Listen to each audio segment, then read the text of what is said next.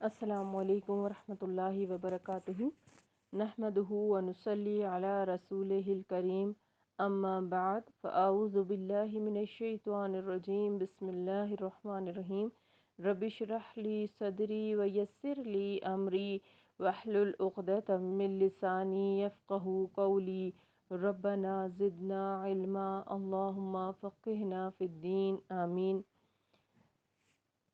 جبرائیل علیہ السلام کی آپ صلی اللہ علیہ وسلم کو سکھائی گئی ایک دعا آپ کے ساتھ شیئر کرتی ہوں۔ ابو تیاح کہتے ہیں کہ ایک آدمی نے عبد الرحمن بن خنبش سے پوچھا کہ رسول اللہ صلی اللہ علیہ وسلم نے اس وقت کیا کیا جب ان کے پاس شیاطین آئے، یعنی شیاطین نے حملہ کیا تھا آپ صلی اللہ علیہ وسلم پر۔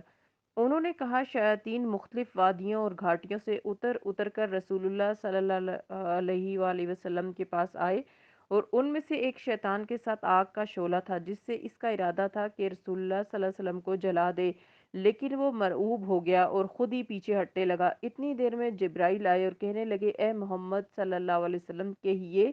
نبی صلی اللہ علیہ وسلم نے پوچھا کیا کہوں؟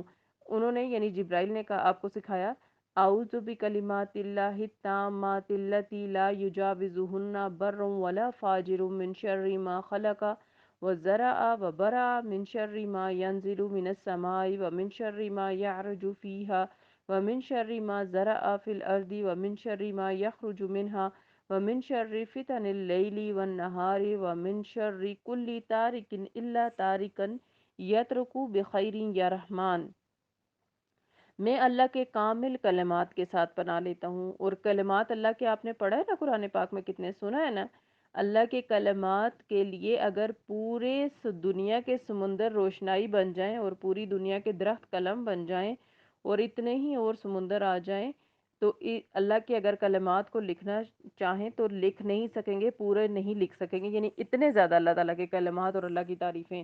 تو ہم اس دعا میں کیا کہہ رہے ہیں؟ میں اللہ کے کامل کلمات کے ساتھ پناہ لیتا ہوں جن سے آگے نہ کوئی نیک اور نہ کوئی برا شخص بڑھ سکتا ہے، ہر اس چیز کے شر سے جس کو اس نے پیدا کیا، پھیلایا اور بنایا، اور ہر اس چیز کے شر سے جو آسمان سے اترتی ہے، اور اس چیز کے شر سے جو اس میں چڑھتی ہے یعنی آسمان میں چڑھتی ہے، اور اس چیز کے شر سے جسے اس نے زمین میں پیدا کیا، اور اس چیز کے شر سے جو اس سے نکلتا ہے، اور رات اور دن کے فتنوں کے شر سے اور ہر رات کو آنے والے کے شر سے، سوائے اس کے جو خیر کے ساتھ آئے، اے بہت رحم فرمانے والے۔ چنانچہ شیاطین کی آگ بجھ گئی اور اللہ عز و جل نے انہیں شکست دے دی۔ یہ مسند احمد کی روایت ہے۔ تو دیکھیں اگر آپ صلی اللہ علیہ وسلم پر شیاطین آتے تھے، حملہ کرتے تھے، تو کیا ہمارے اوپر دن رات حملہ نہیں کر رہے؟ ہمیں نہیں بہکا رہے کہ ہم دین کے قریب نہ جائیں، اچھے کام نہ کریں، برائیوں میں ہی اپنی زندگی گزار دیں؟ تو ہمیں بھی شعوری طور پر ان کلمات کے ساتھ اللہ تعالیٰ کی پناہ لینی چاہیے۔ انشاءاللہ یہ میں آپ کو کلمات جو ہے وہ واٹس ایپ کر دوں گی۔ آج کے پارے کی طرف چلتے ہیں۔ آج الحمدللہ ہم 25واں پارہ الیہ یردو سٹارٹ کر رہے ہیں۔ سورہ حامیم سجدہ ہم پڑھ چکے، شروع کر چکے۔ آج ہم سورہ حامیم سجدہ کی آیت نمبر 47 سے پڑھتے ہیں۔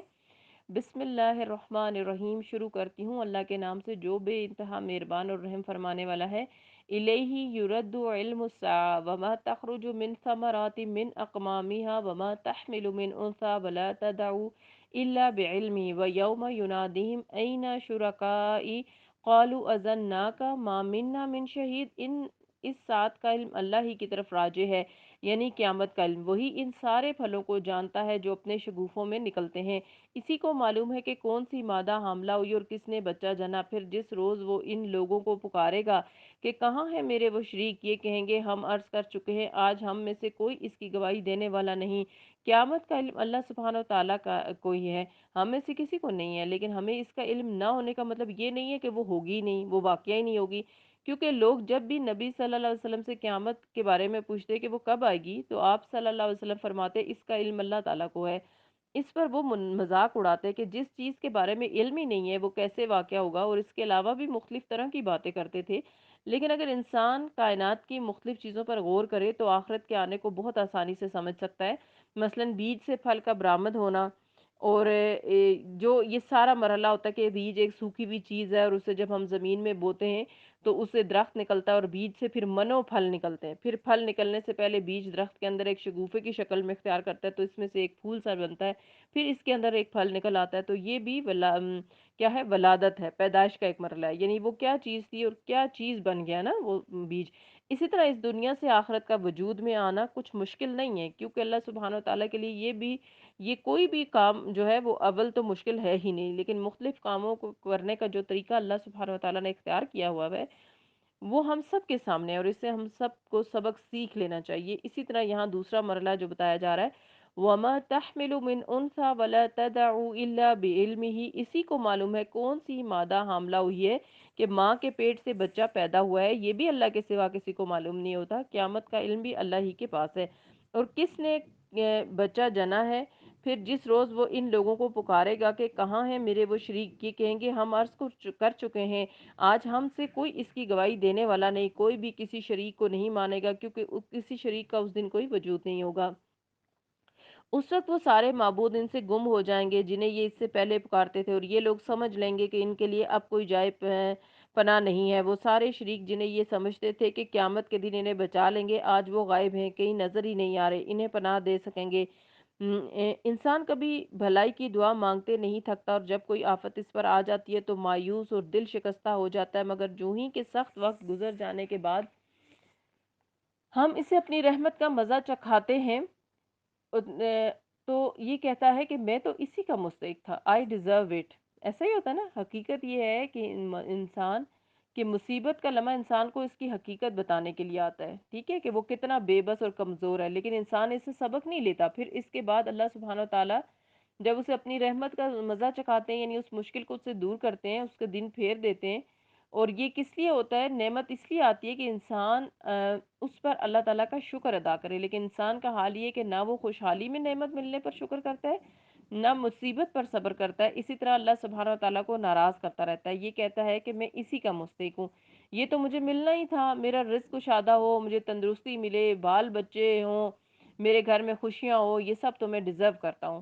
اور میں نہیں سمجھتا کہ قیامت کبھی آئے گی۔ یہ ہم پیچھے سورہ کاف میں بھی پڑھ چکے، ایک باغ والے کا واقعہ، اس کی بھی ایسی باتیں تھیں، اور قارون نے بھی یہی کہا تھا کہ یہ سب کچھ تو میں ڈیزرو کرتا ہوں، مجھے میرے علم کی بنا پہ ملا ہے۔ تو یہ عام انسان کی نیچر بھی یہی ہے، جب اللہ تعالیٰ انسان کو نعمتیں دیتا ہے تو وہ سب سے پہلے اللہ تعالیٰ کو اور آخرت کا انکار کر بیٹھتا ہے، لیکن اگر واقعی میں اپنے کی رب کی طرف پلٹایا گیا تو وہاں بھی میں مزے ہی کروں گا، حالانکہ کفر کرنے والوں کو لازماً ہم بتا کر رہیں گے کہ وہ کیا کر کے آئے ہیں، اور انہیں ہم بڑے گندے عذاب کا مزہ چکھائیں گے۔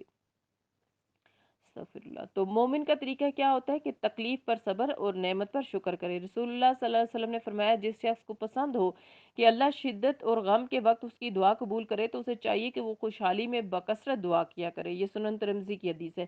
تو نعمتوں میں اپنے رب کو نہ بھولے، نعمتوں میں اس کا شکر کرتا رہے۔ جو شخص اچھے دنوں میں اللہ تعالیٰ کا شکر گزار ہوگا، دعا کرے گا، اللہ تعالیٰ تکلیف میں اس کی دعا جلد سنیں گے۔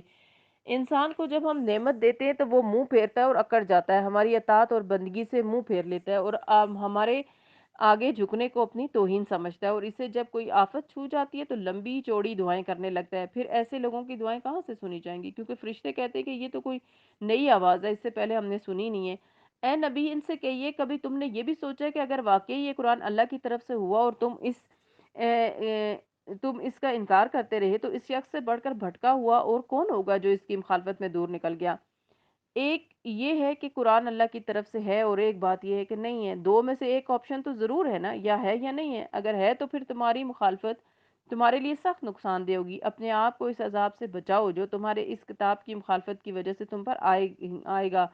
انسان کو ایسے معاملات میں جب وہ کسی چیز کا انکار کرنے والا ہو سوچ سمجھ کر انکار کرنا چاہیے، کیونکہ اللہ تعالیٰ ایسے لوگوں کو جو مخالفت میں دور نکل چکے ہیں چھوڑے گا نہیں۔ عنقریب ہم انہیں اپنی نشانیاں آفاق میں دکھائیں گے، یعنی کائنات کے اندر بھی دیکھیں گے، اور ان کے اپنے نفس میں بھی، یعنی جسم کے اندر، یہاں تک کہ ان پر بات کھل جائے گی کہ قرآن واقعی برحق ہے۔ کیا یہ بات کافی نہیں کہ تیرا رب ہر چیز پر گواہ ہے؟ الا انہم فی مریۃ من لقاء ربہم، آگاہ رہو یہ لوگ اپنے رب کی ملاقات میں شک رکھتے ہیں۔ الا انہ بکل شیء محیط، سن رکھو وہ ہر چیز پر محیط ہے، کوئی اس کی گرفت سے پکڑ سے بچ کر کہیں جا نہیں سکتا، اس کے ریکارڈ سے اس کی کوئی حرکت چھوٹ نہیں سکتی۔ سورہ الشورى، بسم اللہ الرحمن الرحیم۔ سورہ الشورى جو ہے یہ مکی صورت ہے، اور مشورے سے یہ لفظ نکلا ہے، حامیم عین سین قاف۔ كذلك يوحي إليك وإلى الذين من قبلك الله العزيز الحكيم۔ ہا میم عین سین قاف، اسی طرح اللہ غالب اور حکیم تمہاری طرف اور تم سے پہلے گزرے ہوئے رسولوں کی طرف وحی کرتا رہا ہے۔ یعنی وحی کا سلسلہ کوئی نیا سلسلہ نہیں، اس سے پہلے بھی وحی آتی رہی ہے مختلف انبیاء اور رسولوں کی طرف۔ آسمانوں اور زمین میں جو کچھ بھی ہے اسی کا ہے، وہ برتر اور عظیم ہے، اس سے بڑا کوئی ہے ہی نہیں، وہی سب سے بڑا ہے۔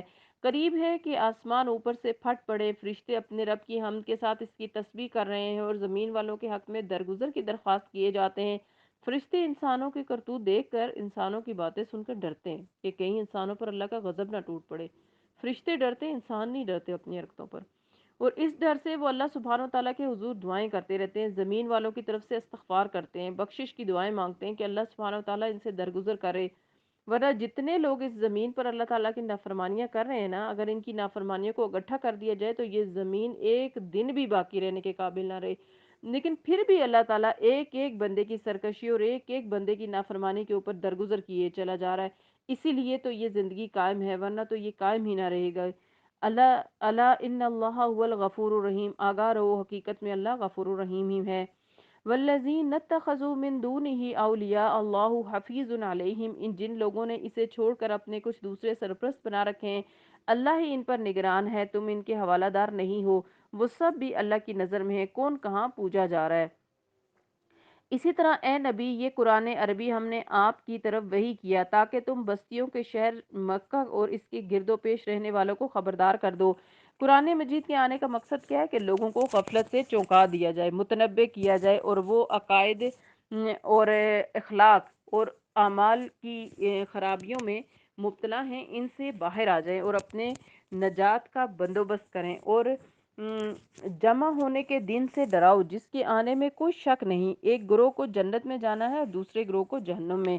وَلَوْ شَاءَ اللَّهُ لَجَعَلَهُمْ أُمَّةً وَاحِدَةً وَلَكِنْ يُدْخِلُ مَن يَشَاءُ فِي رَحْمَتِهِ، اگر اللہ چاہتا تو ان سب کو ایک ہی امت بنا دیتا، مگر وہ جسے چاہتا ہے اپنی رحمت میں داخل کرتا ہے، اور ظالموں کا نہ کوئی ولی ہے نہ مددگار۔ کیا یہ ایسے نادان ہیں انہوں نے اسے چھوڑ کر دوسرے ولی بنا رکھے ہیں؟ ولی تو اللہ ہی ہے، وہی مردوں کو زندہ کرتا ہے اور وہی ہر چیز پر قادر ہے۔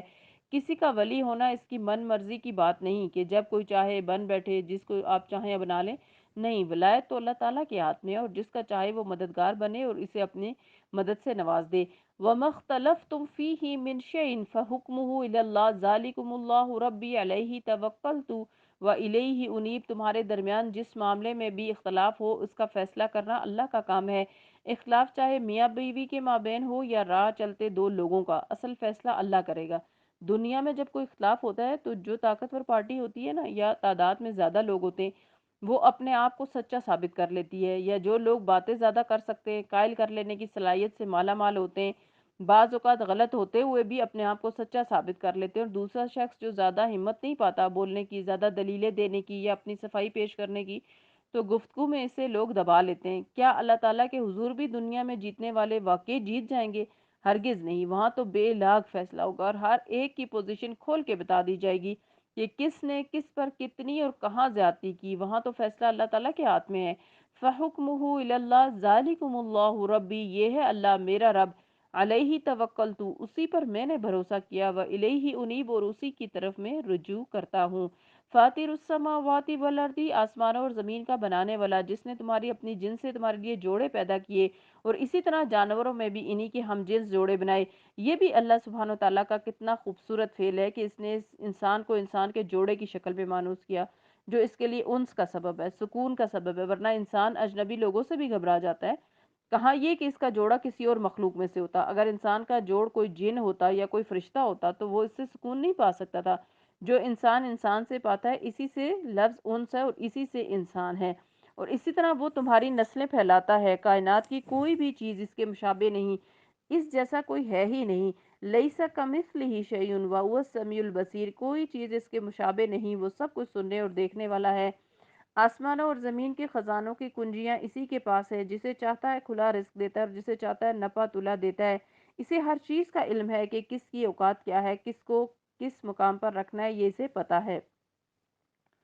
اس نے تمہارے لیے دین کا وہی طریقہ مقرر کیا جس کا حکم اس نے نوح کو دیا تھا، اور اے محمد صلی اللہ علیہ وسلم، جسے ہم تمہاری طرف وحی کے ذریعے بھیج رہے ہیں، جس کی ہدایت ہم ابراہیم اور اسماعیل اور عیسیٰ کو دے چکے ہیں، اس تاکید کے ساتھ کہ قائم کرو اس دین کو اور اس میں متفرق نہ ہو جاؤ، دین پر عمل کرو، باہم اختلاف مت کرو۔ وہ چیز ان مشرکین کو سخت ناگوار ہوتی ہے جس کی طرف اے محمد صلی اللہ علیہ وسلم تم انہیں دعوت دے رہے ہو، اللہ جسے چاہتا ہے اپنا کر لیتا ہے اور اپنی طرف آنے کا راستہ اسی کو دکھاتا ہے جو اس کی طرف رجوع کرتا ہے۔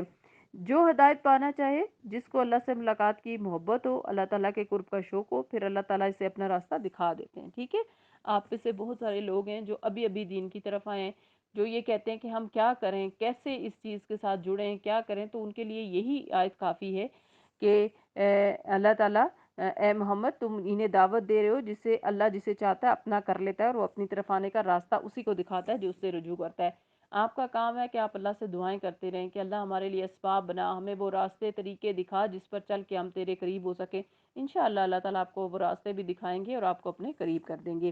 لوگوں میں سے جو تفرقہ رونما ہوا وہ اس کے بعد ہوا کہ ان کے پاس علم آ چکا، یعنی فرقے کا سبب یہ نہیں تھا کہ اللہ تعالیٰ نے انبیاء نہیں بھیجے، اللہ تعالیٰ نے انبیاء بھیجے تھے، علم بھی موجود تھا، لیکن وجہ کیا ہوئی؟ من بعد ما جاءہم علم بغیم بینہم، آپس کی سرکشی کی وجہ سے کہ تم سے بڑا ہوں، میں تم سے زیادہ اہم پوزیشن پر ہوں اور میری بات اور میری رائے زیادہ سچی ہے، زیادہ اہم بات ہے، میری تشریح زیادہ بہتر ہے، اس میں ایک دوسرے کو نیچا دکھانا، کامیاب نہ ہونے دینا، دوسرے کو ذلیل کرنا، یہ ساری چیزیں جب آ جاتی ہیں تو یہ عام لوگوں میں بھی بری ہوتی ہیں، لیکن یہ چیزیں جب دینی طبقے میں آتی ہیں نا تو پھر تو اللہ ہی حافظ ہے، کیونکہ وہ آپس میں لڑنا شروع کر دیتے ہیں، اور دیندار لوگوں کا آپس میں لڑنا بدترین چیز ہے، کیونکہ اس سے دین بدنام ہوتا ہے۔ جس چیز کو انسان اللہ کا نام لے کر شروع کرے، جس چیز کو انسان اللہ کی خاطر کہے، پھر اس میں اپنی ذات کو لے آئے، اپنی مرضی کرنے لگے، اللہ کی نافرمانیاں شروع کر دے، دوسروں کو نیچا دکھائے، تو پھر اس سے بدترین چیز کوئی ہو نہیں سکتی۔ پھر اگر کوئی شخص ان کے پاس آئے گا اور دیکھے گا کہ یہ تو اپنی ذات کے لیے لڑ جگڑ رہے ہیں، یہاں دینی اخلاص کچھ نہیں، کیونکہ اخلاص کے اندر کوئی کشش ہوتی ہے، ایک طاقت ہوتی ہے، وہ انسان کو اپنی طرف کھینچ لیتی ہے، لیکن جب انسان مفاد پرست ہوتا ہے اور اس کی نیت خراب ہوتی ہے، اس کی نیت میں فتور ہوتا ہے، تو اس کے بھی ایسے ہی محسوسات ہوتے ہیں جو دوسروں تک پہنچ جاتے ہیں، اور اس طرح لوگ دین کی طرف آنے کی بجائے دین سے دور بھاگنے لگتے ہیں۔ جہاں کہیں نفس کوئی شرارت کرے، انسان اپنے نفس کی بڑائی کی وجہ سے کسی کو نیچے گرانے کی کوشش میں ہو، کسی بھی ایسے کام میں جو اللہ کی خاطر کیا گیا ہو، تو فوراً متنبع ہو جانا چاہیے کہ یہ شیطان کی چال ہے، اور اس سے جتنا جلد ہو سکے انسان باہر نکلے۔ بنی اسرائیل اور پچھلی قومیں جو تھیں، ان کے درمیان جو ان کے دیندار طبقوں کا حال بتایا جا رہا ہے، ان کے بغض، اناد، حسد اور تکبر کی وجہ سے ان کے درمیان تفرقہ بازی ہوئی، اختلافات ہوئے۔ وَلَوْلَا كَلِمَةٌ سَبَقَتْ مِن رَبِّكَ، اگر تیرا رب پہلے ہی نہ فرما چکا ہوتا کہ ایک وقت مقرر تک فیصلہ ملتوی رکھا جائے گا، تو ان کا قضیہ جھکا دیا گیا ہوتا، اور حقیقت یہ کہ اگلوں کے بعد جو لوگ کتاب کے وارث بنائے گئے وہ اس کی طرف سے بڑے اضطراب انگیز شک میں پڑے ہوئے ہیں۔ چونکہ یہ حالت پیدا ہو چکی ہے، اس لیے اے محمد صلی اللہ علیہ وسلم اب تم اس دین کی طرف دعوت دو، جس طرح تمہیں حکم دیا گیا ہے اس پر مضبوطی کے ساتھ قائم ہو جاؤ، اور ان لوگوں کی خواہشات کا اتباع نہ کرو۔ ان سے کہہ دو کہ اللہ نے جو بھی کتاب نازل کی ہے میں اس پر ایمان لایا، مجھے حکم دیا گیا ہے کہ میں تمہارے درمیان انصاف کروں، اللہ ہی ہمارا رب ہے اور تمہارا رب بھی، ہمارے اعمال ہمارے لیے اور تمہارے اعمال تمہارے لیے، اور ہمارے اور تمہارے درمیان کوئی جھگڑا نہیں۔ معقول دلائل ہم نے دے دیے ہیں، اب اگر تم نہیں سمجھتے تو تمہاری مرضی، اب ہمیں تم سے کوئی سروکار نہیں، ہمارا مقصد پیغام پہنچانا تھا، وہ ہم نے پہنچا دیا۔ اللہ یجمع بیننا و الیہ المصیر، اللہ ہی ہم سب کو ایک روز جمع کرے گا اور اس کی طرف سب کو پلٹنا ہے۔ والذین یحاجون فی اللہ من بعد ما استجیبوا لہ حجتہم داحضۃ عند ربہم وعلیہم غضب ولہم عذاب شدید، اللہ کی دعوت پر لبیک کہے جانے کے بعد جو لوگ لبیک کہنے والوں سے اللہ کے دین کے معاملے میں جھگڑے کرتے ہیں، ان کی حجت بازی ان کے رب کے نزدیک باطل ہے، ان پر اللہ کا غضب ہے اور ان کے لیے سخت عذاب ہے۔ اللہ الذی انزل الکتاب بالحق والمیزان، وہ اللہ ہی ہے جس نے حق کے ساتھ یہ کتاب اور میزان نازل کی۔ کتاب اور میزان سے مراد شریعت ہے، جو ایک فرقان کی حیثیت رکھتی ہے، جس پر ہر چیز کو پرکھ کر ناپ تول کر دیکھا جاتا ہے اللہ تعالیٰ کی مرضی کے مطابق ہے کہ نہیں۔ اور تمہیں کیا خبر، شاید کہ فیصلے کی گھڑی قریب آ لگی ہو، ایک تو قیامت کا دن آنا ہی ہے، لیکن اس سے پہلے کچھ قیامت کے قریب آنے کی علامات بھی ہیں نا، جن کا آغاز نبی صلی اللہ علیہ وسلم کے زمانے سے ہو گیا ہے۔ آپ صلی اللہ علیہ وسلم کا آنا دراصل ایک طرح سے قیامت کی علامت بھی ہے کہ آپ کے بعد کوئی اور نبی نہیں آئے گا۔ آپ صلی اللہ علیہ وسلم نے فرمایا میں اور قیامت بالکل یوں ساتھ ساتھ ہیں جیسے یہ دو انگلیاں، یہ بخاری اور مسلم کی روایت ہے۔ میرے اور قیامت کے بیچ میں کوئی نبی نہیں آئے گا، یہ بھی آپ صلی اللہ علیہ وسلم کی بڑی مہربانی ہے کہ آپ نے ہمیں اس بڑے حادثے سے پہلے کچھ علامات بتا دیں تاکہ ہم ان علامتوں کو دیکھ کر مزید خبردار ہوں اور اپنے رویے کو بدلیں، اپنے اعمال میں تبدیلی پیدا کریں۔ اور کیا علامات ہیں؟ رسول اللہ صلی اللہ علیہ وسلم نے فرمایا قیامت کے قریب ہونے کی علامات یہ ہے کہ برے لوگوں کو مرتبوں پر بلند کر دیا جائے گا، یعنی بڑے عہدوں پہ ہوں گے، اور نیک لوگوں کو گرا دیا جائے گا، یعنی انہیں حقیر سمجھا جائے گا۔ باتیں زیادہ ہوں گی اور عمل محدود ہوگا، یعنی عمل کوئی نہیں کرے گا، باتیں دین بھی آپ دیکھیں نا کتنے لوگ آپ کو اپنے ارد گرد جھاڑتے ہوئے نظر آتے ہیں، لیکن عمل آپ کو ان کے عمل سے آپ کو کبھی نہیں لگے گا کہ یہ دین پر عمل کرنے والے لوگ ہیں۔ اور لوگوں کو مسنا قرار قرآن پڑھایا جائے گا، اور ان میں سے کوئی ایسا نہیں ہوگا جو اس کا رد کرے۔ کہا گیا مسنا سے کیا مراد ہے؟ فرمایا جس نے اللہ عز و جل کی کتاب کے علاوہ سب کچھ لکھا پڑھا ہوگا، سلسلۃ الصحیحہ، یعنی اس کے پاس بڑی بڑی ڈگریاں ہوں گی لیکن قرآن کو اس نے باقاعدہ پڑھا بھی نہیں ہوگا، سمجھا بھی نہیں ہوگا، لیکن لوگوں کو درس دینا شروع کر دے گا، لوگوں کو دین کے بارے میں بتانے لگے گا اور گمراہ کرے گا، کیونکہ اس کا بیک گراؤنڈ ہوگا، اس لیے کوئی اس کی مخالفت بھی نہیں کرے گا، پیچھے سے اسٹرانگ ہوگا، تو یعنی کوئی مخالفت نہیں کرے گا کہ یہ غلط کہہ رہا ہے، دین کے خلاف بات کر رہا ہے، تو کتنی ڈرنے کی بات ہے نا۔ ہمیشہ جب سیکھنے پڑھانے آئے آپ تو یہ ضرور سیکھیں دیکھیں کہ یہ کس چیز کی دعوت دے رہا ہے، کیا یہ باتیں کر رہا ہے، کیا واقعی وہ اللہ کے رسول صلی اللہ علیہ وسلم کی بتائی ہوئی ہیں، یا وہ صرف اپنی خواہشات نفس کی باتیں کر رہا ہے۔ کسی کی دنیاوی ڈگری اسے اس بات کے لیے اہل نہیں کرتی کہ وہ دین کے معاملے میں رائے اور فتوے دینا شروع کر دے۔ ایک اور علامت رسول اللہ صلی اللہ علیہ وسلم نے فرمایا یہ چیز بھی علامات قیامت میں سے ہے کہ آدمی 2 رکعت نماز پڑھے بغیر مسجد سے گزر جائے گا، یعنی مسجد کے پاس سے مسجد میں آئے گا سیر و تفریح کے لیے، لیکن اس میں نماز نہیں پڑھے گا، کیونکہ تحیت المسجد کی 2 رکعت نماز مسجد کا حق ہے۔ ایک اور علامت قیامت کی کیا ہے کہ انسان صرف اپنی جان پہچان کے آدمی کو سلام کرے گا، بلکہ بعض اوقات تو لوگ نام لے کر سلام کرتے ہیں اور باقیوں کو سلام ہی نہیں کرتے، تو ہمیں اس سنت کو زندہ کرنا ہے کہ اسے بھی سلام کریں جس کو آپ جانتے ہیں، اور جسے نہیں جانتے اسے بھی سلام کریں، ایک دوسرے سے اجنبی بن کر نہ رہا کریں۔ وہ لوگ جنت میں نہیں جائیں گے جو آپس میں محبت نہیں کرتے اور جن کا ایمان مضبوط نہیں، اس لیے ہر ایک کو سلام کریں، آپ کی طرف سے پہل ہونی چاہیے۔ پھر اچانک موت بھی قیامت کی آمد کی علامات میں سے ایک ہے۔ رسول اللہ صلی اللہ علیہ وسلم نے فرمایا قرب قیامت میں سے یہ بھی ہے کہ چاند موٹا اور بڑا سامنے نظر آئے گا، اور کہا جائے گا کہ یہ 2 دن کا چاند ہے، اور یہ مسجدوں کو گزرگاہ بنا لیا جائے گا، اور اچانک موت ظاہر ہوگی۔ صحیح جامع صغیر کی حدیث ہے۔ اچانک موت بھی علامات قیامت میں سے ہے، تو ان چیزوں کو دیکھ کر ہمارے دل میں خوف آنا چاہیے، نہ کہ ہم پرجوش ہوں کہ اسے ایک سوشل ایونٹ بنا لیا جائے اور آپس میں ایک دوسرے کے ساتھ تبصرے کرتے رہیں۔ کوئی فوت ہو جاتا ہے تب بھی لوگ صرف تبصرے ہی کرتے چلے جاتے ہیں، اور اسی طرح اگر چاند میں کوئی تبدیلی نظر آتی ہے تو بھی آخرت کو یاد نہیں کرتے۔ مومن کی زندگی مبنی بر آخرت ہوتی ہے، وہ ہر چیز سے سبق لے رہا ہوتا ہے اور اس سے چیز کے ختم ہو جانے کی فکر کرتے ہوئے اپنی آخرت کے بارے میں پریشان ہوتا ہے کہ وہاں اس کا کیا بنے گا۔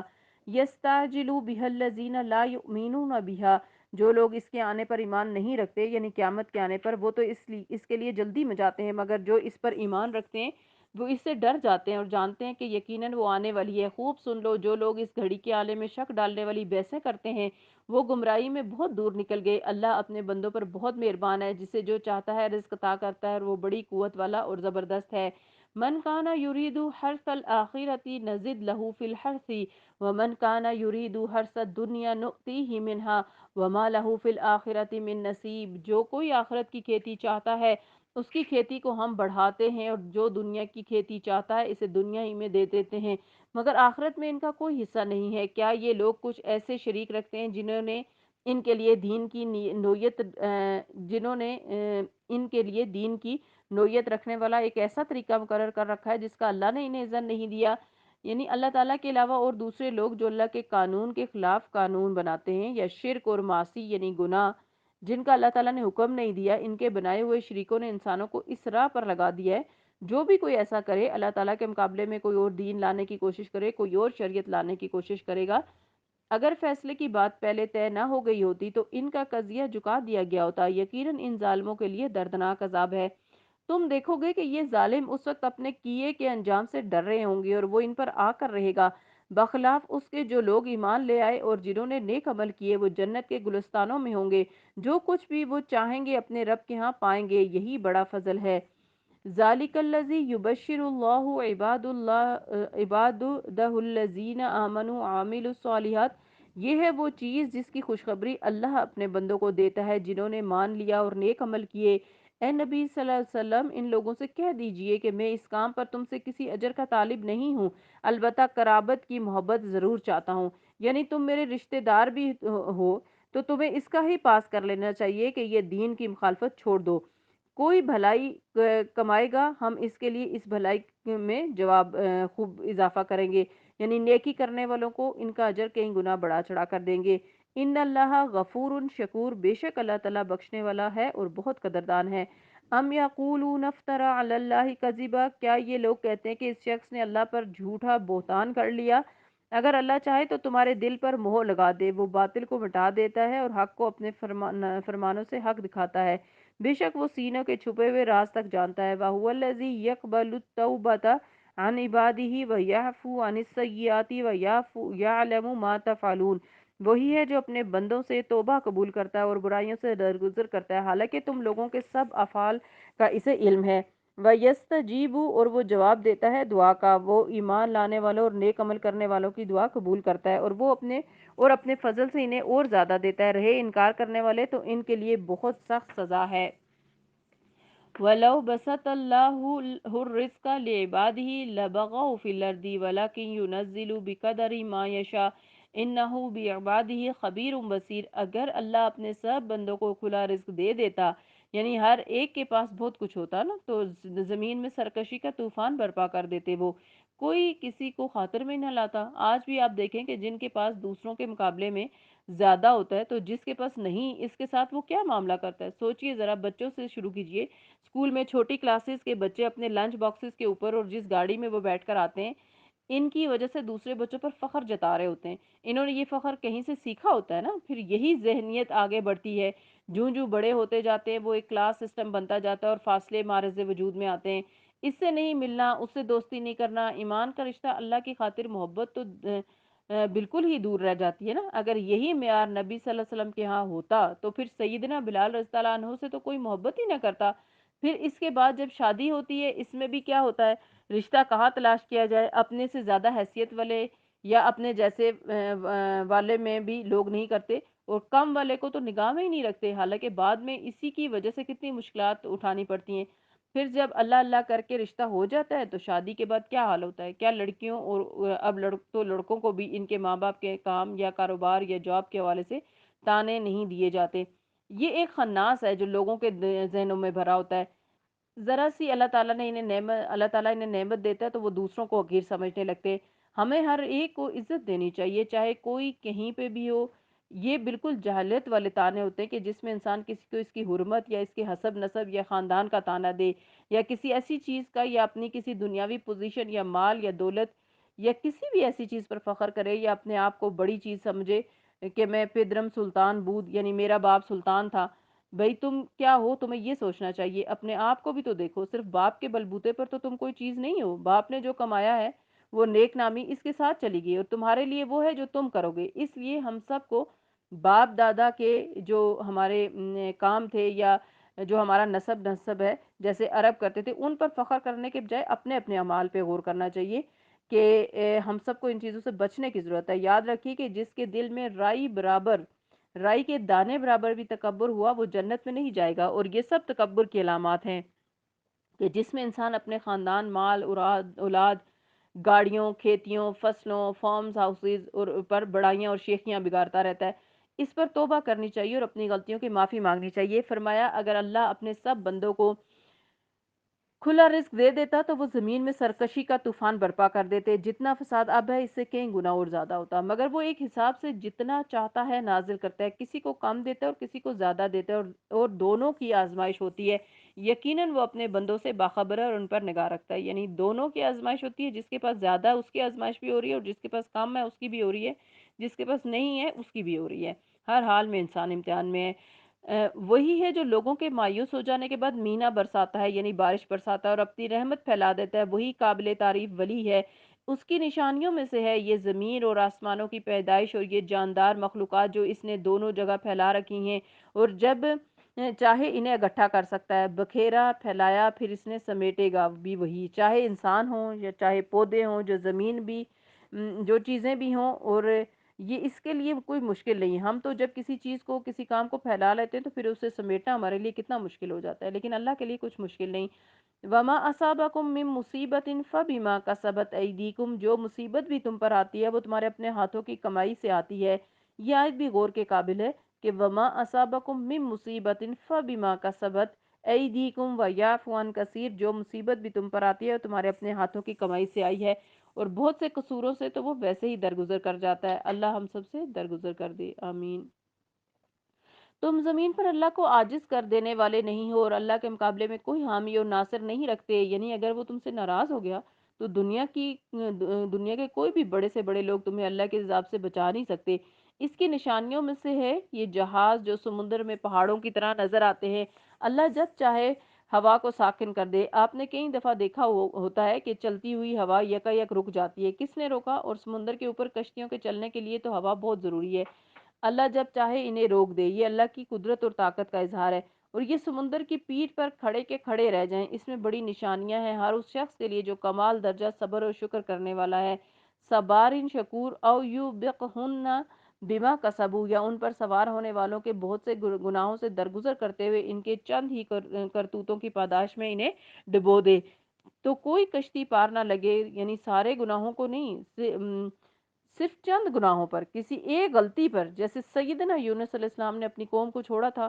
انتہائی نیک اللہ کے چنے ہوئے بندے تھے، انتہائی خدا ترس، اور کتنے عرصے سے اپنی قوم کو سمجھا رہے تھے، لیکن ایک بات پر کیا ہوا؟ کشتی پر آ کر بیٹھے، نیچے گرا دیے گئے۔ اللہ تعالیٰ چاہے تو کسی کے ساتھ بھی ایسا ہو سکتا ہے۔ اور اس وقت ہماری آیات میں جھگڑا کرنے والوں کو پتہ چل جائے کہ ان کے لیے کوئی جائے پناہ نہیں۔ تو آیات میں جھگڑے دو طرح کے لوگ کرتے ہیں، ایک وہ جو ان پڑھ ہوتے ہیں اور انہیں آیات کا کچھ پتہ ہی نہیں ہوتا، اور ایک وہ بدقسمت جو آیات پڑھ لیتے ہیں، تھوڑا بہت دین جان لیتے ہیں، اور پھر جو جوڑ توڑ کر کے صرف اپنے حقوق، اپنے فائدوں کے اور اپنے مطلب کے لیے موقع بے موقع استعمال کرتے رہتے ہیں، اپنے من مانے مفہوم نکالنے کے لیے۔ اس سے ہم سب کو ڈرنا چاہیے کہ کہیں ان آیات کو جو ہم پڑھ رہے ہیں، ایسا تو نہیں ہے کہ صرف دوسروں سے اپنا حق چھیننے کے لیے استعمال کر رہے ہیں، بلکہ ان کو سب سے پہلے اپنے اوپر لینا چاہیے کہ ہم پر کیا صادق آتا ہے اور ہمارے اندر کیا کمی ہے اور ہماری اصلاح کہاں سے ہونی چاہیے۔ فما اوتی تم من شعین، جو کچھ بھی تم لوگوں کو دیا گیا ہے، جو کچھ بھی، سوچئے کیا کچھ ملا ہوا ہے ہمیں، کوئی مال ہے، زر ہے، کوئی جولری ہے، کوئی پلاٹ، کوئی بینک بیلنس ہے، کوئی عہدہ، کوئی رتبہ، کوئی شان و شوکت والی جاب ہے، یا کچھ ہے جس کی بنا پر آپ پکڑ رہے ہیں، تو اللہ فرماتے ہیں فمتاع الحیات الدنیا، یہ محض دنیا کی زندگی کا چند روزہ زندگی کا سر و سامان ہے، تھوڑے دن کے لیے، گنے ہوئے دن ہے، ایک کے بعد ایک کانٹریکٹ ختم ہوتا چلا جاتا ہے اور ساری اکڑ جو ہے وہ انسان کی ختم ہو جاتی ہے۔ وما عند اللہ خیر و ابقا، اور جو کچھ اللہ کے ہاں ہے وہ بہتر بھی ہے اور پائیدار ہے، یعنی ہمیشہ کے لیے ہے۔ جو کچھ بھی وہاں انسان کو ملے گا ہمیشہ کے لیے ملے گا۔ کس کے لیے ہے وہ؟ للذین آمنوا، ان کے لیے جو ایمان لائے، وعلی ربہم یتوکلون، اور وہ اپنے رب پر توکل کرتے ہیں، اپنے رب پر پورا اعتماد اور بھروسہ کرتے ہیں، اپنی طاقت اور اپنی قابلیت اور اپنے وسائل اور اپنے مال و دولت پر بھروسہ نہیں کرتے، اللہ پر کرتے ہیں۔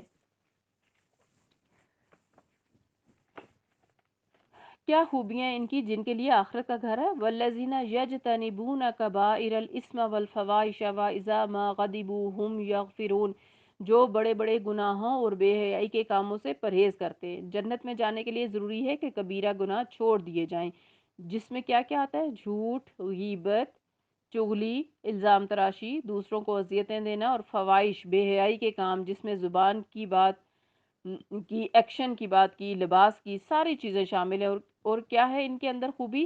وَإِذَا مَا غَضِبُوا هُمْ يَغْفِرُونَ، اور جب انہیں غصہ آتا ہے تو معاف کر دیتے ہیں۔ یہ نہیں کہا کہ انہیں غصہ آتا ہی نہیں ہے، کوئی دعویٰ نہیں کر سکتا کہ مجھے غصہ نہیں آتا، یہ بھی جھوٹ ہے، بہت بڑا جھوٹ ہے۔ ہر ایک کو آتا ہے، تھوڑا آتا ہے یا زیادہ آتا ہے، سب کو آتا ہے، لیکن غصے کے بعد معاف کرنا سب کو نہیں آتا نا۔ کچھ لوگ ہوتے ہیں جو غصے کے بعد کسی پر غصہ کیا یا کسی پہ غصہ اپنا آیا تو اپنے اوپر برداشت کیا اور پھر اسے معاف کر دیا، کیونکہ جب آپ کسی پر غصہ کر رہے ہوتے ہیں تو اس کا نتیجہ کیا ہوتا ہے کہ دوسرا سہ رہا ہوتا ہے۔ اب آپ का फ़र्ज़ है कि इससे इज़हार अफ़सोस करना, और दूसरे जिसके दिल को चोट लगी है उसका क्या फ़र्ज़ है कि वो माफ़ कर दे कि कोई बात नहीं, इंसान है, कमज़ोर है, जाने दें इसे। तब ज़िंदगी की गाड़ी चल सकती है, वरना अगर इंसान छोटी-छोटी बातों को अनाम का मसला बना ले तो याद रखिए कि गुस्सा आएगा, जाएगा, माफ़ करते रहेंगे, फिर गलतियाँ होंगी, फिर माफ़ करेंगे, ज़िंदगी की गाड़ी ऐसे ही चलती रहेगी। लेकिन अगर कोई शख़्स इस गुस्से को लेकर गिरा बाँध ले कि हाँ, हाँ, फलाँ ने मेरे साथ ऐसा-ऐसा किया, मैं तो इसे कभी भी नहीं माफ़ कर सकता। ये जुमला आप में से अक्सर लोगों ने सुना होगा, मैं तो कभी माफ़ नहीं कर सकता। जो कभी माफ़ नहीं कर सकते फिर वो कभी माफ़ किए भी नहीं जाते। इसलिए इन्हें अपनी फ़िक्र भी करनी चाहिए, क्योंकि वो भी किसी न किसी के साथ गुस्सा कर चुके होते हैं। आप देखिए कि जिन पर आप गुस्सा करते हैं वो बेचारे सह-सह कर फिर आदी हो जाते हैं, और फिर इनका हाल क्या होता है कि वो सुनी-अनसुनी करना सीख जाते हैं। वो कानों में रुई दे देते हैं, इन्हें पता होता है कि ये इनकी आदत है। लेकिन सोचिए कि ब्लड प्रेशर किसका हाई होता है, गुस्सा करने वाले का या सुनने वाले का, करने वाले का? किसके दिल की धड़कन तेज हो रही होती है, कौन तिलमिला रहा होता है? जो गुस्सा कर रहा होता है। जिस पर गुस्सा किया जा रहा होता है उसे भी तकलीफ पहुंचती है, लेकिन कम, इसके दिल में बात रह जाती है और अल्लाह चाहे तो वो भी निकल जाती है। तो याद रखिए, गुस्सा तो आएगा, लेकिन गुस्से के बाद करने वाला और सहने वाला दोनों एक दूसरे को माफ कर दे, तब जन्नत में जाएंगे, वरना कंतरा पर रोक दिए जाएंगे और एक दूसरे से बदला लिए जाएंगे। और जो गुस्सा ना करे, कोशिश करे कंट्रोल करके गुस्सा करना ही नहीं है, तो इसका इनाम क्या है? रसूलुल्लाह सल्लल्लाहु अलैहि वसल्लम ने फरमाया, गुस्सा ना करो, तुम्हारे लिए जन्नत है। ये सही जामे सगीर की हदीस है। सईदना अब्दुल्ला इब्ने उमर रज़ियल्लाहु अन्हु से मरवी है कि उन्होंने रसूलुल्लाह सल्लल्लाहु अलैहि वसल्लम से पूछा, अल्लाह अज़्ज़ व जल के गज़ब से मुझे कौन सी चीज़ बचा सकती है कि अल्लाह मुझ पर नाराज़ ना हो, मुझ पर गज़बनाक ना हो? आप सल्लल्लाहु अलैहि वसल्लम ने फरमाया, गुस्सा ना किया करो। ये मुस्नद अहमद की रिवायत है। इतनी अच्छी सच्ची बात है ना ये, कि तुम अगर खल्के खुदा पर गुस्सा नहीं करोगे तो अल्लाह ताला भी तुम पर गुस्सा नहीं करेगा। तुम दूसरों को माफ़ कर दोगे तो अल्लाह ताला तुम्हें भी माफ़ कर देगा।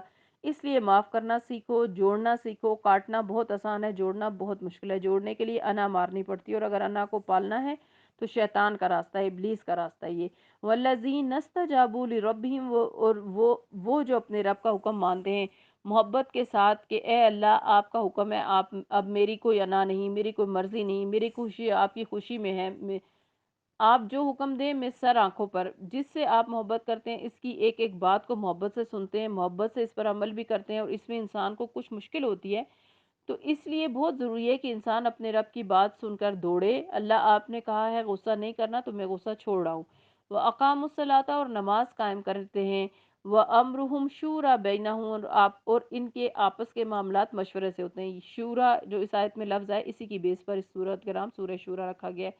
तो क्या कहा जा रहा है कि मोमिनीन जो हैं उनमें ये सारी सिफ़ात जो हम पढ़ रहे हैं, इसके अलावा ये सिफ़त भी होती है कि आपस के मामलात में मशवरे पर चलते हैं, ठीक है? चाहे घर की ज़िंदगी हो, चाहे इदारे हों, मुल्क हों, कौम हो, जहाँ 4 लोग इकट्ठे रहते हैं, वो एक-दूसरे से राब्ते करते हैं, तब वहाँ पर खूबसूरती पैदा होती है, ज़िंदगी अच्छी गुज़रती है। और अगर हर कोई अपनी मर्ज़ी की गाड़ी चलाए और अपनी मर्ज़ी की ज़िंदगी बसर करे और एक-दूसरे के साथ अजनबियों की तरह रहे, तो इससे दुनिया की ज़िंदगी भी जन्नत नहीं बनती, और आखिरत की जन्नत में जाने के लिए ये लाज़मी शर्त बताई गई है कि कोई भी अहम फ़ैसला करने से पहले मशवरा करो, और सिर्फ़ अपनी मर्ज़ी से हुक्म सादर नहीं कर दो कि मैंने फ़ैसला कर लिया। व मिम्मा रज़क़नाहुम युनफ़िकून, और हमने भी रिज़्क़ इन्हें दिया, और हमने जो भी रिज़्क़ इन्हें दिया इनमें इसमें से वो खर्च करते हैं। वल्लज़ीना इज़ा असाबहुमुल बग़यु हुम यंतसिरून, और जब इन पर ज़्यादती की जाती है तो इसका मुकाबला करते हैं। सिर्फ़ उतना जितना इन पर ज़्यादती की गई। ये नहीं कि जब कोई मारने लगे तो सर नीचा कर देते हैं, अच्छा अच्छा आओ और मुझे मार लो, ऐसा नहीं करते। दूसरे के जुल्म से अपने आप को बचाते भी हैं। जुल्म से बचते हुए किसी पर जुल्म ढाना यहाँ मुराद नहीं है कि इंसान कहे कि अच्छा मुझे इजाज़त मिल गई और अब मैं जैसा चाहूँ दूसरे के साथ मुकाबला करूँ, और मेरी पोजीशन भारी है तो मैं यहीं दुनिया में से जीत कर दिखाऊंगा। वजज़ाउ सय्यिअतिन सय्यिअतुम मिस्लुहा, बुराई का बदला वैसे ही बुराई है जो फिर जो कोई माफ़ कर दे। यानी किसी ने किसी को तंग किया हो तो इतना बदला ले सकते हैं, इजाज़त है, मुनसिफाना दीन है ना हमारा। लेकिन जो कोई माफ़ कर दे और इस्लाह कर ले, इसका अजर अल्लाह के ज़िम्मे है। अल्लाह ज़ालिमों को पसंद नहीं करता। नबी सल्लल्लाहु अलैहि वसल्लम से रिवायत है कि अल्लाह तबारक व तआला ने फरमाया, ए मेरे बंदो, मैंने अपने ऊपर ज़ुल्म को हराम करार दिया है, और मैंने तुम्हारे दरमियान भी ज़ुल्म को हराम करार दिया है, तो तुम एक दूसरे पर ज़ुल्म ना करो। ये सही मुस्लिम की हदीस है। नबी सल्लल्लाहु अलैहि वसल्लम ने फरमाया, ज़ुल्म क़यामत के रोज़ अंधेरों की सूरत में होगा। सही बुखारी की हदीस है।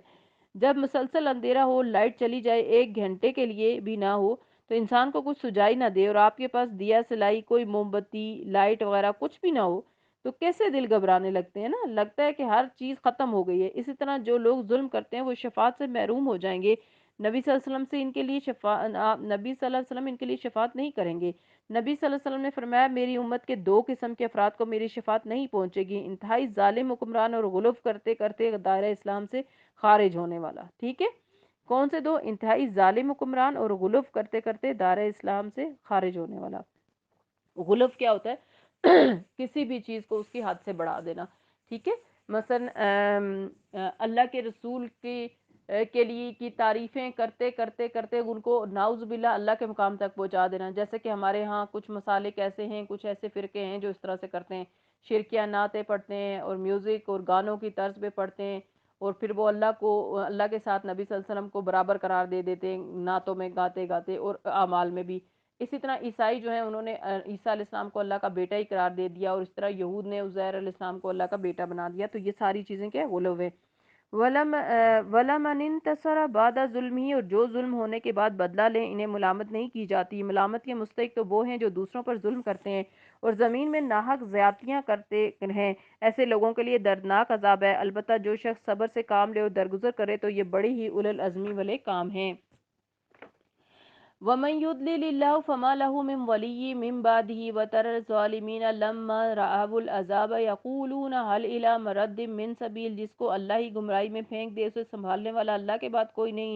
تم دیکھو گے کہ یہ ظالم جب عذاب دیکھیں گے تو کہیں گے کہ اب پلٹنے کی بھی کوئی سبیل ہے، یعنی ہم واپس جا سکتے ہیں دنیا میں کہ اپنے آپ کو ٹھیک کر لیں۔ اور تم دیکھو گے کہ یہ جہنم کے سامنے جب لائے جائیں گے تو ذلت کے مارے جھکے جا رہے ہوں گے، ان کو نظر بچا بچا کر کنکھیوں سے دیکھیں گے، یعنی جہنم کو اور اس کو نظر بچا بچا کر ایسے ڈریں گے کہ اس کی طرف آنکھ بھر کر نہیں دیکھیں گے۔ اس وقت جو لوگ ایمان لائے تھے کہیں گے واقعی اصلی زیانکار وہی ہیں جنہوں نے آج قیامت کے دن اپنے آپ کو اور اپنے متعلقین کو خسارے میں ڈال دیا۔ خبردار رہو، ظالم لوگ مستقل عذاب میں ہوں گے اور ان کا کوئی حامی اور سرپرست نہ ہوں گے جو اللہ کے مقابلے میں ان کی مدد کو آئیں۔ جسے اللہ گمراہی میں پھینک دے اس کے لیے بچاؤ کی کوئی سبیل، کوئی راستہ نہیں۔ استجیبوا لربکم من قبل ان یاتی یوم لا مرد له من اللہ ما لکم من ملجا یومئذ وما لکم من نکیر۔ مان لو اپنے رب کی بات اس سے قبل کہ وہ دن آ جائے جس کے ٹلنے کی کوئی صورت اللہ کی طرف سے نہیں ہے۔ قیامت کے دن کوئی بھی اسے دور نہیں کر سکے گا، پھیر نہیں سکے گا۔ اس دن تمہارے لیے کوئی جائے پناہ نہ ہوگی اور نہ کوئی تمہارے حال کو بدلنے کی کوشش کرنے والا ہوگا، کوئی بھی تمہاری مدد نہیں کرے گا۔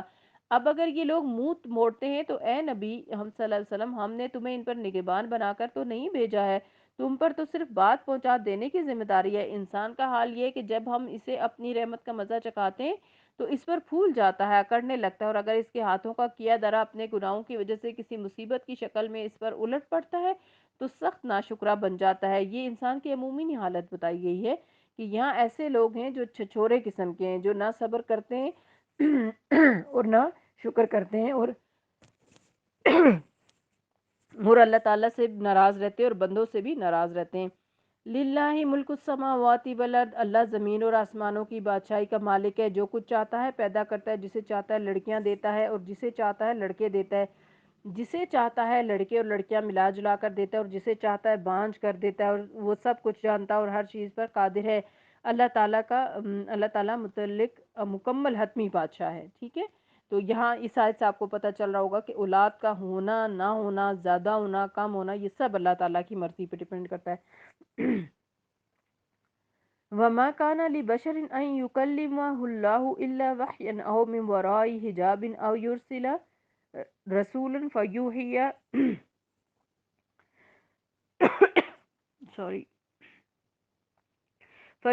بِإِذْنِهِ مَا يَشَاءُ إِنَّهُ عَلِيٌّ حَكِيمٌ۔ کسی بشر کا مقام نہیں ہے کہ اللہ اس سے روبرو بات کرے، اس کی بات یا تو وحی کے طور پر ہوتی ہے یا پردے کے پیچھے سے، یا پھر وہ کوئی پیغمبر فرشتہ بھیجتا ہے اور وہ اس کے حکم سے جو کچھ وہ چاہتا ہے وہی کرتا ہے۔ وہ برتر اور حکیم ہے، اور اسی کی طرف اے محمد صلی اللہ علیہ وسلم ہم نے اپنے حکم سے ایک روح تمہاری طرف اور اسی طرح اے محمد صلی اللہ علیہ وسلم ہم نے اپنے حکم سے ایک روح تمہاری طرف وحی کی ہے۔ تمہیں کچھ پتہ نہ تھا کہ کتاب کیا ہوتی ہے اور ایمان کیا ہوتا ہے، مگر اس روح کو ہم نے ایک روشنی بنا دیا جس سے ہم راہ دکھاتے ہیں اپنے بندوں میں سے جسے چاہتے ہیں، یقیناً تم سیدھے راستے کی طرف رہنمائی کر رہے ہو، اس اللہ کے راستے کی طرف جو زمین اور آسمانوں کی ہر چیز کا مالک ہے۔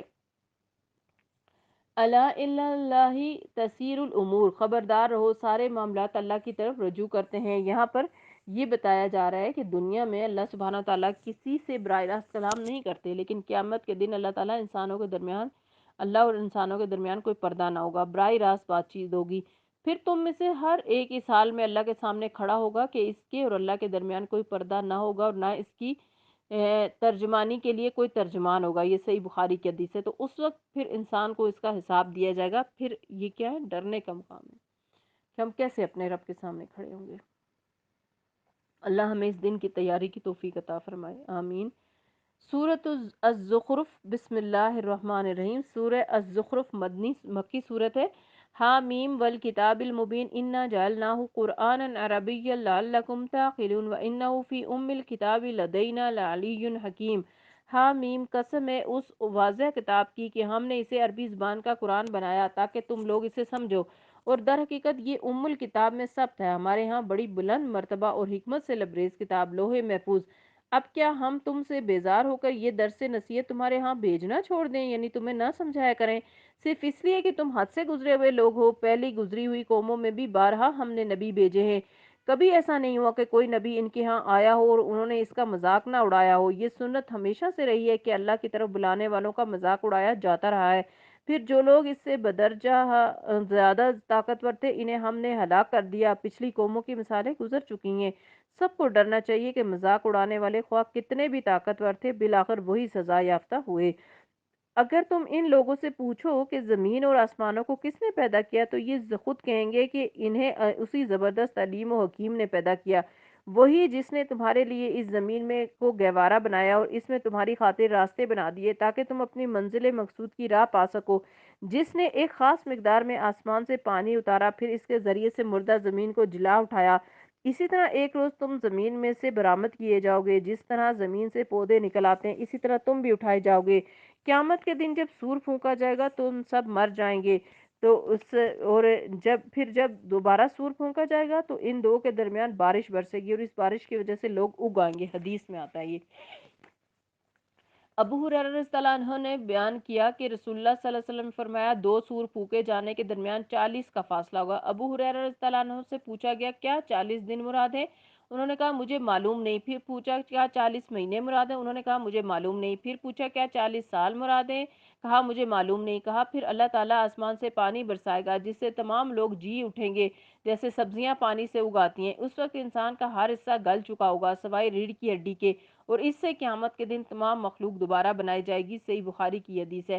انسان کی ریڑھ کی ہڈی بچ جاتی ہے، مکمل ختم نہیں ہوتی، اس سے دوبارہ اس کے بالکل جو نیچے والا ایک پورشن ہوتا ہے وہ اس کے اندر ایک بیج ہوتا ہے جسے عجم الذنب کہا جاتا ہے، اسی بیج سے انسان دوبارہ پیدا کیا جائے گا۔ اس سے پتہ چلتا ہے کہ انسان کہیں بھی بھاگ کے نہیں جا سکتا، اور بارش ہونے کے بعد زمین پر جو ہریالی آتی ہے اسے دیکھ کر ہمیشہ سوچا کریں کہ قیامت کے دن اسی طرح اللہ سبحانہ تعالیٰ زمین سے ہمیں بھی اگا دے گا، اور یہ دلیل اور یہ مثال کئی بار قرآن مجید میں دی گئی ہے۔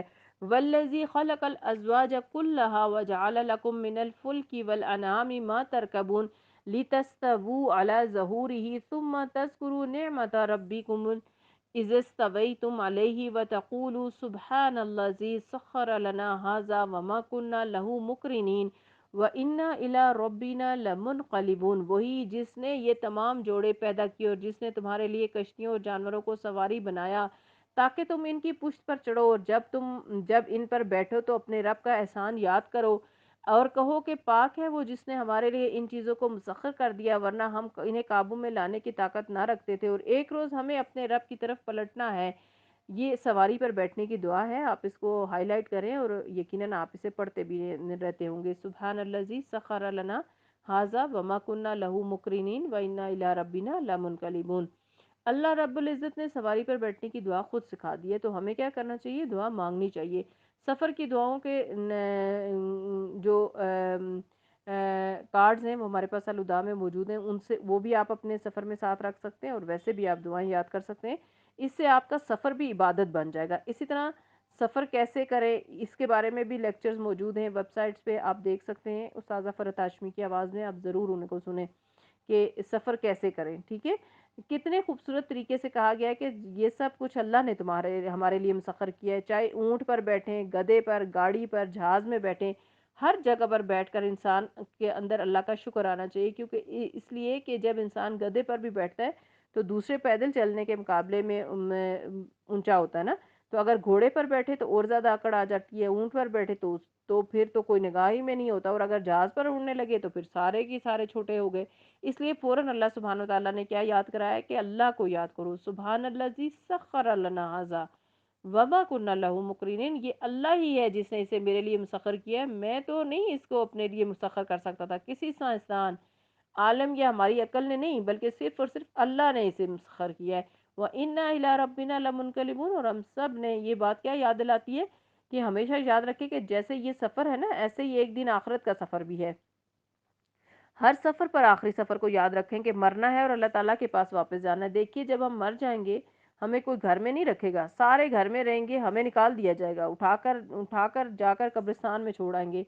اس دن کو کبھی نہیں بھولنا چاہیے، اس دن کی تیاری رکھنی چاہیے، جب ہم اکیلے ہوں گے تو پھر ہم پر کیا گزرے گی۔ یہ سب کچھ جانتے اور مانتے ہوئے بھی ان لوگوں نے اس کے بندوں میں سے بعض کو اس کا جز بنا ڈالا، یعنی اللہ کی اولاد قرار دیا۔ حقیقت یہ کہ انسان کھلا احسان فراموش ہے، ساری نعمتیں اللہ تعالیٰ دیتا ہے، شکرانہ یہ دوسروں کا ادا کرتا ہے، اور یا دوسروں کی عظمت اور بڑائی میں گرفتار ہو جاتا ہے۔ کیا اللہ نے اپنی مخلوق میں سے اپنے لیے بیٹیاں انتخاب کی اور تمہارے لیے تمہیں بیٹوں سے نوازا، اور حال یہ ہے کہ جس اولاد کو یہ لوگ اس رحمان کی طرف منسوب کرتے ہیں، اس کی ولادت کا مسئلہ جب خود ان میں سے کسی کو دیا جاتا ہے، یعنی اگر ان میں سے کسی کو یہ خوشخبری ملے کہ تمہیں بیٹی کی خبر دی جا رہی ہے، تو اس کے منہ پر سیاہی چھا جاتی ہے اور وہ غم سے بھر جاتا ہے۔ کیا اللہ کے حصے میں وہ اولاد آئی جو زیوروں میں پالی جاتی ہے اور بحث میں اپنا مدعا پوری طرح واضح نہیں کر سکتی؟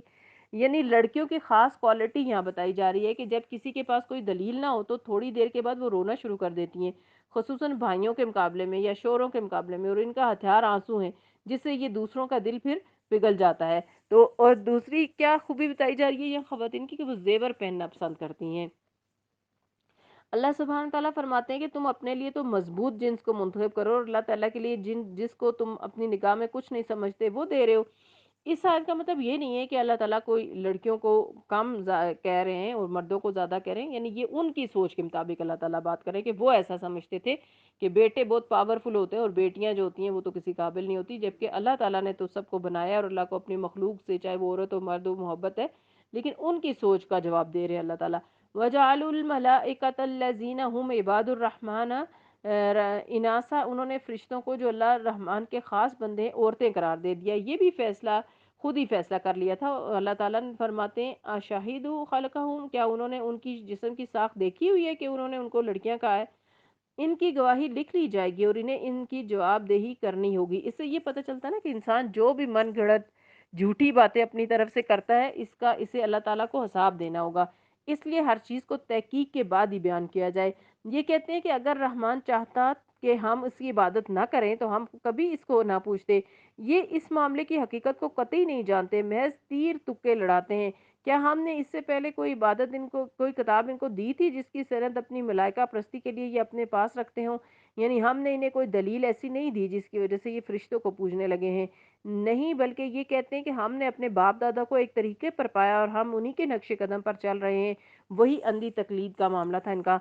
اس طرح تم سے پہلے جس بستی میں بھی ہم نے کوئی نذیر بھیجا، اس کے کھاتے پیتے لوگوں نے یہی کہا کہ ہم نے اپنے باپ دادا کو ایک طریقے پر پایا ہے اور ہم انہی کے نقش قدم کی پیروی کر رہے ہیں۔ ہر نبی نے ان سے پوچھا کیا تم اسی ڈگر پر چلو گے خواہ میں اس راستے سے زیادہ صحیح راستہ تمہیں بتاؤں جس پر تم نے اپنے باپ دادا کو پایا؟ انہوں نے سارے رسولوں کو یہی جواب دیا کہ جس دین کی طرف بلانے کے لیے تم بھیجے گئے ہو ہم اس کے انکاری ہیں۔ آخرکار ہم نے ان کی خبر لے ڈالی اور دیکھ لو جھٹلانے والوں کا انجام کیا ہوا۔